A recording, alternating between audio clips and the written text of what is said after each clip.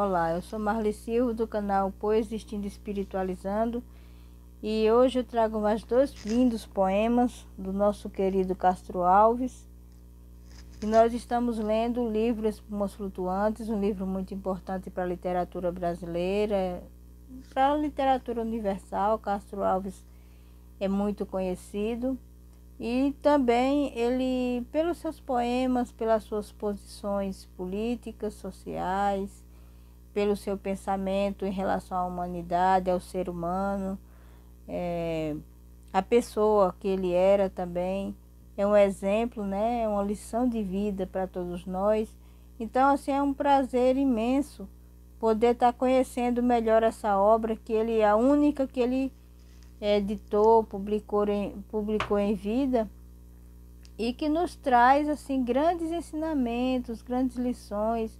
É um incentivo para que nós possamos lutar para melhorar o nosso país, para melhorar o mundo em que vivemos, porque nós não estamos aqui como viajores do tempo apenas, ou como meras pessoas que vieram a brilhantar algum baile universal e só se divertir, não se preocupar.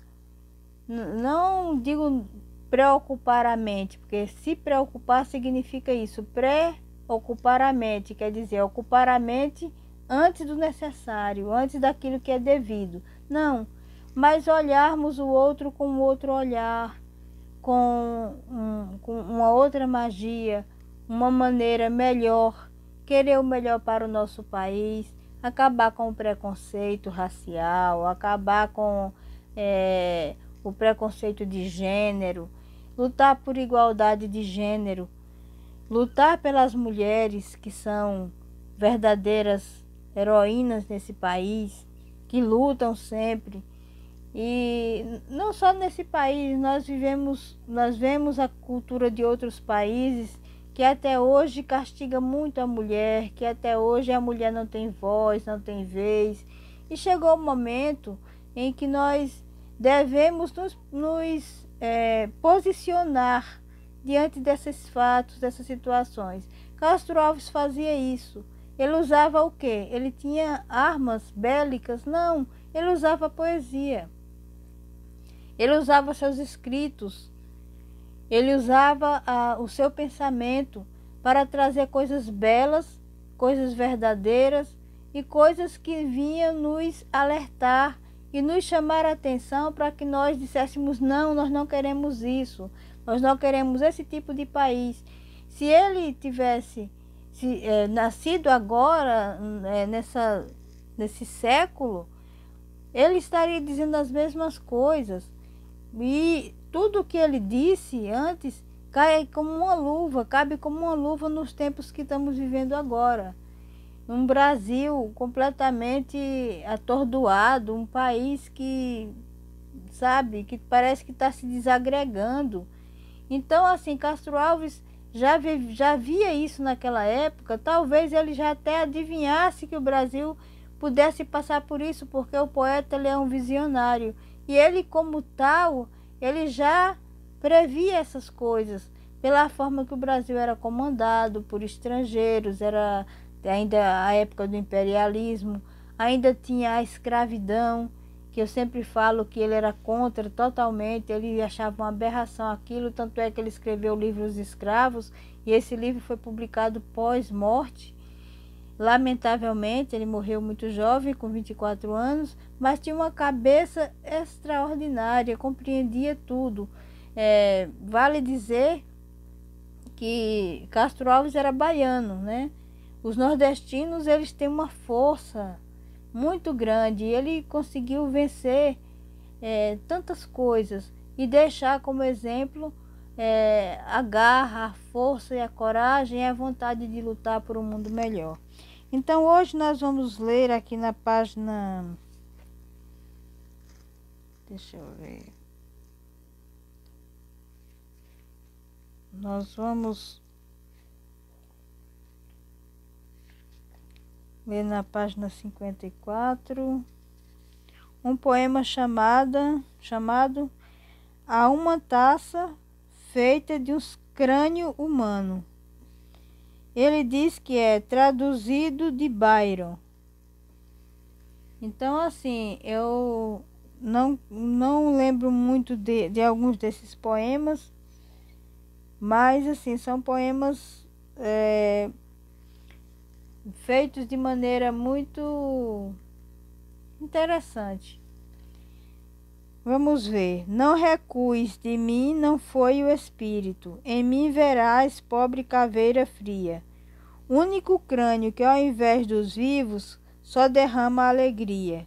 Vivi, amei, bebi, qual tu, na morte.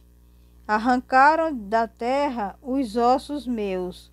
Não me insultes, ensina-me que a larva tem beijos mais sombrios do que os teus. Mais val guardar o sumo da parreira do que ao verme do chão ser posto vil. Taça levar dos deuses a bebida, que o pasto do réptil. Que este vaso onde o espírito brilhava, vá com outros o espírito acender. Ai, quando um crânio já não tem mais cérebro, podeis de vinho o encher. Bebe enquanto ainda é tempo, uma outra raça, quando tu e teus fordes nos fossos, pode do abraço te livrar da terra, e ébria folgando profanar teus casos. E por que não? Se no correr da vida tanto mal, tanta dor aí repousa, é bom fugindo a podridão do lodo, servir na morte, enfim, para alguma coisa. Bahia, 15 de dezembro de 1869. Então, assim, os poemas de Castro Alves eram poemas que você tinha que estar preparado, porque eram assim como se fosse um soco no estômago, né? Ele às vezes tinha alguns poemas que ele falava de maneira crua, cirúrgica, de maneira forte, de maneira para você sentir. Ele queria que as pessoas sentissem a dor que estavam causando aos outros. Não só a dor física, mas a dor moral, a dor emocional, né? Ele passava nos lugares, nessa época, como ele estava na Bahia, ele passava no Pelourinho, ele via aqueles negros sendo nossos irmãos, né? Eu falo aqueles negros me referindo à época, mas eu não tenho absolutamente nenhum tipo de preconceito em relação a isso, porque já para mim já deu o que tinha que dar, essa história de ter preconceito ou julgar as pessoas pela pele, pela cor, pela ideologia, pelo gênero que ela escolheu. Isso é um problema particular de cada pessoa. A questão racial não, é um problema realmente nosso, porque o Brasil é miscigenado, nós somos descendentes de negros e nós vemos tanto preconceito, tanta violência contra essa população, que nós fazemos parte dela. Isso é um absurdo. Então, assim, quando ele falava seja qualquer tema que fosse, ele falava com, sabe, com todo o corpo dele, com toda a alma, com todo o coração. Ele não usava meias palavras.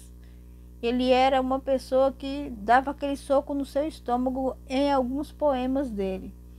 Então, assim, dado o momento em que o Brasil ainda estava com a escravidão, ainda ia demorar um bom tempo. Eu acho que isso foi escrito em 69 e a libertação dos escravos foi em 88. Libertação entre aspas, porque eles foram alforriados, mas foram viver do quê? Começaram a construir nos morros, foi assim que surgiram os morros, foi assim que surgiram as invasões em lugares já ermos naquela época, lugares difíceis de se viver. Eles saíram invadindo qualquer lugar onde eles podiam ficar e foram criando alguma comunidade para ter como sobreviver, porque depois que eles foram alforriados, não tinha trabalho para esses negros. Então, foi uma libertação que para muitos foi uma coisa muito desagradável. Muitos morreram de fome, muitos morreram à míngua. Muitas pessoas demoraram a compreender que esses negros, nossos irmãos, precisavam trabalhar, precisavam sobreviver, do que adiantava essa liberdade. Então foi uma liberdade que ao mesmo tempo continuou quase como uma escravidão. Teve negros que voltaram para pedir para trabalhar naquelas terras de onde eles foram tanto tempo castigados, porque eles não tinham do que viver. Então, se nós formos olhar a história do Brasil, a gente acaba compreendendo essas questões e a gente vê que realmente nunca houve a libertação realmente da maneira certa, como deveria ter havido, né? Então, aqui tem um longo poema que ele fez para não sei se era amigo dele, mas está aqui escrito Pedro Ivo. E Castro Alves tinha muita facilidade de fazer amizades com as pessoas. Ele tinha muita facilidade do diálogo, de mostrar a realidade, de mostrar as situações, de conviver com aquilo, de querer mudar, de passar essa ideia adiante para as pessoas. E aqui é engraçado que ele usa não sei se é na verdade não sei se é uma estrofe de um poema, mas é de Álvares de Azevedo. Ele colocou: Pedro Ivo sonhava nesta geração bastarda glórias e liberdade. É aquilo que eu digo, não só ele sonhava, como o próprio Castro Alves, né? Não só Pedro Ivo, como Pedro Ivo devia ser um grande entusiasta na época e deve ter acontecido alguma coisa, ou ele quis homenageá-lo em vida, ele escreveu isso. E embaixo ele escreveu: era um leão sangrento que rugia da glória nos clarins e se embriagava, e vossa gente pálida recuava quando ele aparecia. Álvares de Azevedo. Então, Álvares de Azevedo era um dos ídolos de Castro Alves, que posteriormente, quando acabarmos Espumas Flutuantes, eu pretendo ler Álvares de Azevedo, que era um poeta que tinha muito a dar também.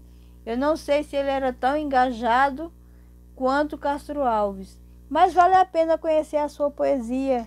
Eles eram, acho que contemporâneos, eu não tenho certeza, também não vou. E estudou direito também, e morreu com 21 anos. E assim, não sei se eles chegaram a se conhecer, mas era muito interessante a maneira de Álvares de Azevedo. Era embriagado, parecia uma pessoa que se embriagava de poesia, de sonhos, sabe? Mas ele tinha um lado sombrio, um lado que buscava o não viver, o lado que admirava a morte. Talvez pela a situação que ele visse e pelas coisas que ele ouvisse. Então, Pedro Ivo, como eu estava lendo, sonhava nesta geração bastarda glórias e liberdade. Isso foi o que escreveu Castro Alves, mas ele colocou aqui uma estrofe de acho que um poema de Álvares de Azevedo, que era um leão sangrento que rugia da glória nos clarins se embriagava, e vossa gente pálida recuava quando ele aparecia. Rebramam os ventos da negra tormenta, nos montes de nuvens galopa o corcel, relincha troveja, galgando no espaço 1000 raios desperta com as patas revel. É noite de horrores nas grunas celestes, nas neves etéreas o vento gemeu, e os astros fugiram qual bando de garças das águas revoltas do lago do céu. E a terra é medonha, as árvores nuas, espectros semelham fincados de pé, com os braços de múmias que os ventos retorcem, tremendo a esse grito que estranho lhes é. Desperta o infinito com a boca entreaberta, respira a borrasca do largo pulmão. Ao longe o oceano sacode as espáduas, encélado, novo calcado no chão. É noite de horrores, por envio caminho, um vulto sombrio sozinho passou.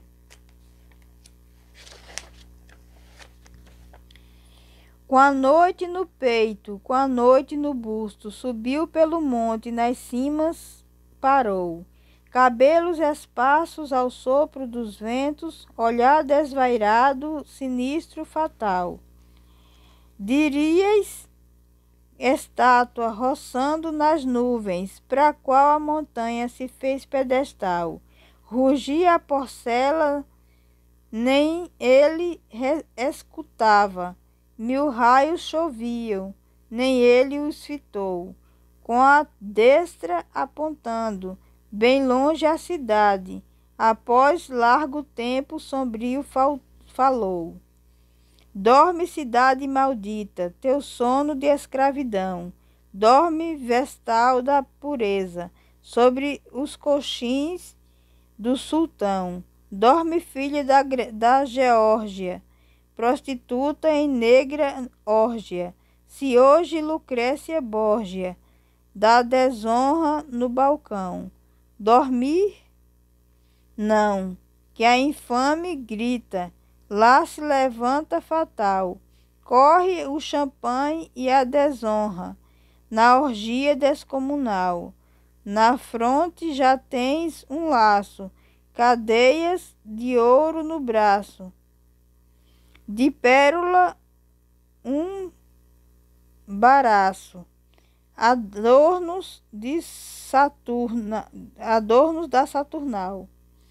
Louca, nem sabes que as luzes que acendeu pras saturnais são do enterro de teus brios, tristes círios funerais, que o seu grito de alegria é o esterror de alegria, a que responde a ironia do riso de Satanás. Morreste, e ao teu saimento dobra a procela no céu, e os astros, olhar dos mortos, a mão da noite escondeu. Vê do raio mostra a lâmpada, mão de espectro que destampa, com dedos de ossos acampa, onde a glória adormeceu. E erguem-se as lápides frias, soltam bradando os heróis. Quem ousa da eternidade roubar-nos o sono a nós? Responde o espectro à desgraça, que a realeza que passa, com o sangue de vossa raça, cospe lodo sobre vós. Fugi, fantasmas augustos, caveiras que coram mais do que essas faces velhas dos infames párias, fugi do solo maldito.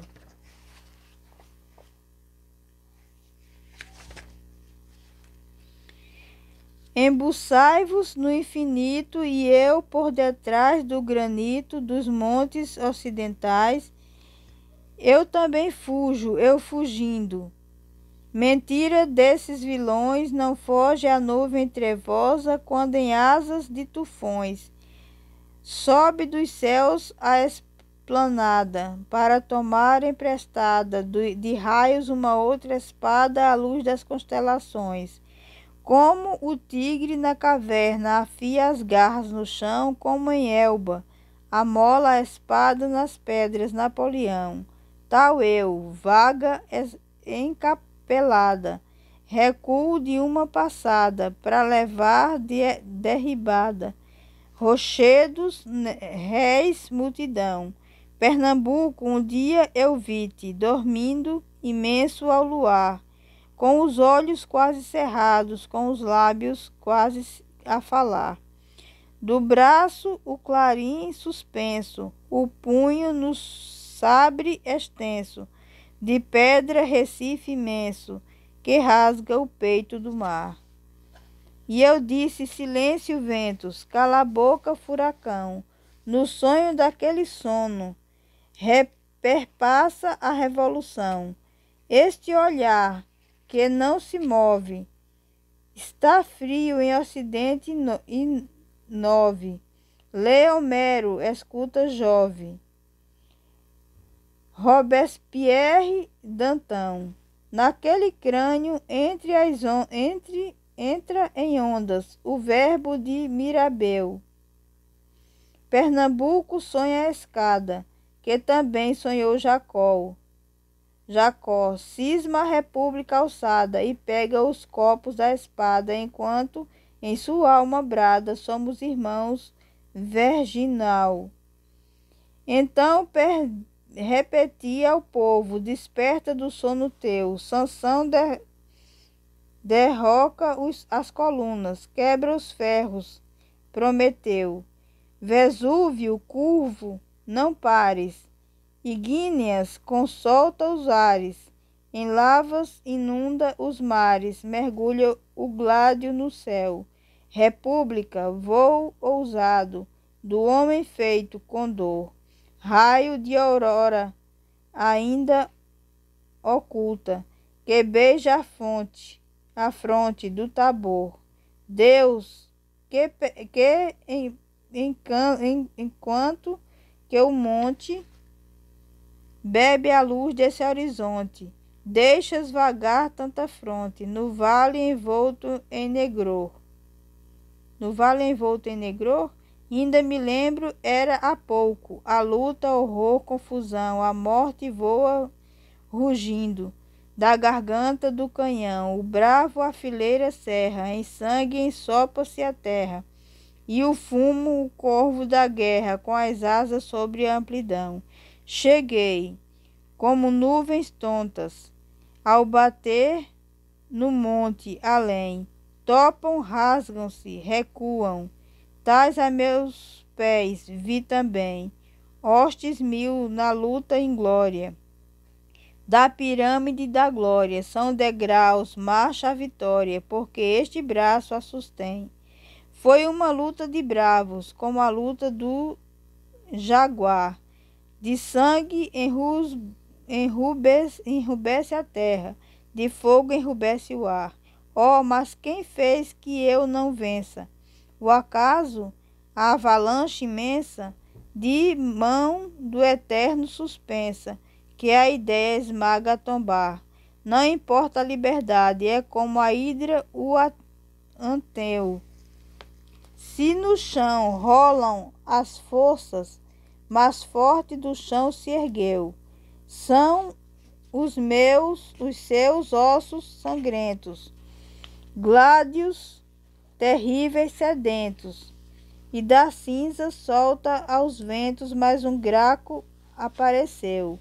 Dorme, cidade maldita, teu sono de escravidão, porém no vasto sacrário do templo do coração.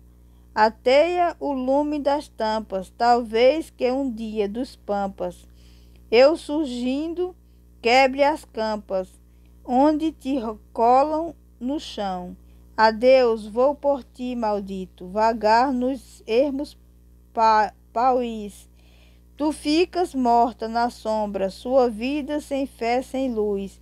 Mas quando o povo acordado te erguer do tredo valado, virá livre, grande ousado, de pranto banhar-me a cruz. Assim falara o vulco errante negro, com a estátua sombria do revés.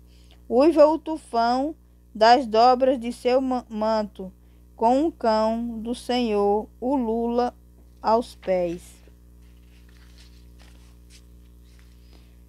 Ainda um momento esteve solitário da tempestade, semelhante ao Deus trocando frases com os trovões no espaço, raios com os astros nos sombrios céus. Depois sumiu-se dentre as brumas densas da negra noite de sua alma irmã, e longe, longe, no horizonte imenso, ressonava a cidade cortesã. Vai do sertão esperar-te as Termópilas. A liberdade ainda pulula ali. Lá não vão vermes perseguir as águias. Não vão escravos perseguir a ti. Vai que o teu manto de 1000 balas roto é uma bandeira que não tem rival. Desse suor que Deus fez os astros, tens uma espada que não foi punhal. Vai, tu que veste do bandido as roupas, mas não te cobres de uma vil libré. Se te renega teu país ingrato, o mundo a glória tua pátria é. E foi-se ainda hoje nas horas errantes, que os cedros farfalham, que ruge o tufão, e os lábios da noite murmuram nas selvas, e a roça vagueia no vasto sertão. Se passa o tropeiro nas ermas devessas, caminha medroso, figura-lhe ouvir um frente galope de espectro soberbo, com um grito de glória na boca a rugir. Que importa se o túmulo ninguém lhe conhece? Nem tem epífio, sem leito, sem cruz? Seu túmulo é o peito do vasto universo, do espaço por cúpula as conchas azuis. Mas contam que um dia rolara o oceano, seu corpo na praia que a vida lhe deu, enquanto que a glória rolava sua alma nas margens da história, na arreia do céu. Recife, maio de 1865. Então, mais um poema do livro Espumas Flutuantes, que nós realmente lemos. Um poema longo que ele fez, homenageando essa pessoa que lhe era deveras importante, ou fez algo deveras importante. Castro Alves sempre tinha uma palavra de amor e de incentivo para os seus companheiros, compatriotas, para aquelas pessoas que despertavam para alguma coisa. Ele tinha essa mania de, como é que eu posso dizer, homenagear. Então, ave Castro Alves, namastê Castro Alves, que venham mais espumas flutuantes por aí, que venham outros Castro Alves, pessoas que com essa coragem, com esse destemor de Castro Alves, que possa realmente vir e trazer à tona essa coragem que ele tinha, essa força, essa vontade de mudar esse país, e que esse país fosse igualitário, e que até hoje nós temos essa necessidade. Se pudéssemos, o Brasil seria esse Brasil que ele tanto lutou para conquistar. E nós ainda estamos nessa luta.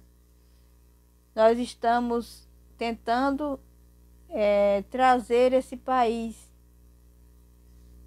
maravilhoso, mostrar para nós mesmos o país que temos e o que podemos fazer para nós e para os nossos semelhantes. Nós somos um povo que deveríamos ter muito orgulho desse país e lutar para que ele fosse melhor a cada dia em todos os sentidos. Um país que cabe a todos, um país miscigenado, um país que tem uma cultura vasta, um país que tem uma natureza que pode servir ao mundo, por que não? E nós vemos que Castro Alves valorizava muito isso, ele trazia isso à tona, sempre. Então era isso que nós tínhamos, que eu tinha para hoje. Ler mais um pouco de Espumas Flutuantes, encantar você, não eu, mas Castro Alves, com a sua facilidade de escrever um poema tão gigante. Um poema gigante em todos os sentidos. Um poema bonito, um poema forte.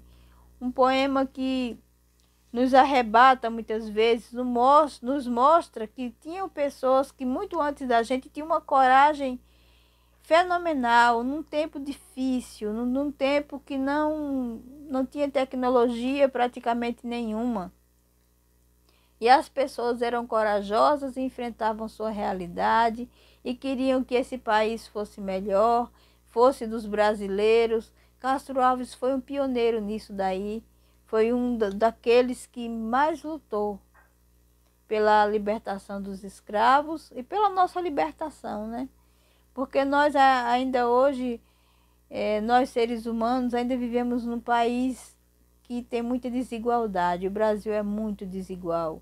E ninguém, nenhum poeta, nenhuma pessoa, nenhum artista plástico, nenhuma pessoa de bom senso vai querer que esse país continue como está. Vai querer que ele melhore. Então a poesia é isso, ela é um caminho, né? Ela é como se fosse um estandarte, ela traz assim para a nossa frente, assim para que a gente enxergue o que a gente já viu, mas parece que não quer acreditar, o que a gente passa, mas parece que a gente não acredita, parece que não é com a gente, parece que a gente está assistindo um filme e aquilo está passando e a gente está só assistindo, mas não é com a gente, é com outras pessoas, não, é com a gente.